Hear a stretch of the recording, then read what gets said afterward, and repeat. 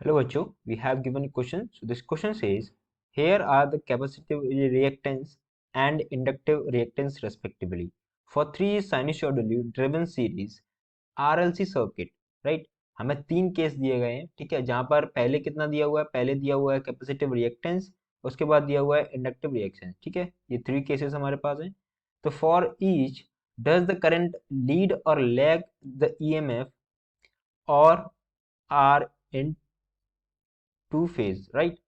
तो हमसे पूछा है कि करंट लीड करेगा या लैग करेगा to the applied electric EMF. Okay, तो तीन केस में हमें बताना है. तो सबसे पहले यहाँ की कॉन्सेप्ट क्या रहेगा?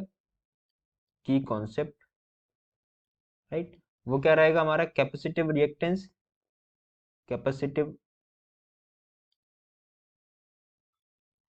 Capacitive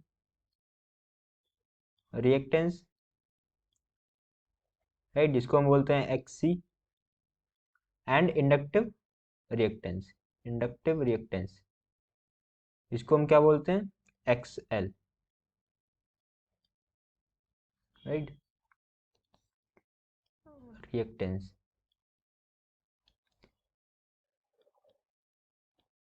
XL, right.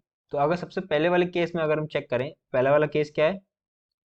पहले वाले केस में दिया हुआ है 50 ओम एंड 100 ओम, ठीक है. तो रेस्पेक्टिवली मतलब पहला जो है वो हमारा क्या है? Capacitive reactance. तो फर्स्ट वाले केस में जो कैपेसिटिव रिएक्टेंस है वो कितना है? 50 ओम, राइट. वहीं इंडक्टिव रिएक्टेंस कितना है? X L is equals to 100 ohm, right. तो यहाँ से क्या देख सकते हैं? यहाँ से हम देख सकते हैं कि जो हमारा एक्स एल है वो क्या है? ग्रेटर देन एक्स सी है. मतलब जो इंडक्टिव रिएक्टेंस है वो as compare to capacitive reactance ज्यादा है. तो मतलब ये सर्किट क्या होगा? एक इंडक्टिव इंडक्टर की तरह बिहेव करेगा, राइट. इंडक्टर की तरह बिहेव करेगा. तो हम जानते हैं कि जो इंडक्टर में जब करंट और ईएमएफ की बात करते हैं, ठीक है, तो इंडक्टर में क्या होता है? जो करंट होता है वो लैग करता है बाय ईएमएफ, राइट. तो हम यहाँ पे बोल सकते हैं current current lags, right, by EMF, right, inductor के केस में. अब सेकंड वाले केस में देखते हैं. सेकंड वाले केस में क्या बोला है? 200 सॉरी 100 ओम एंड 50 ओम. तो कैपेसिटिव रिएक्टेंस कितना हो जाएगा? 100 ओम. एंड इंडक्टिव रिएक्टेंस कितना हो जाएगा?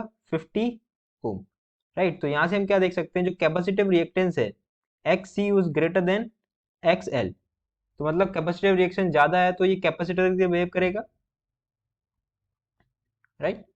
तो यहाँ क्या बोल सकते हैं? Capacitor circuit, right.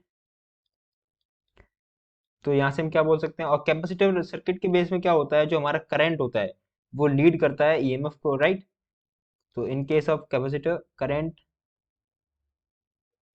लीड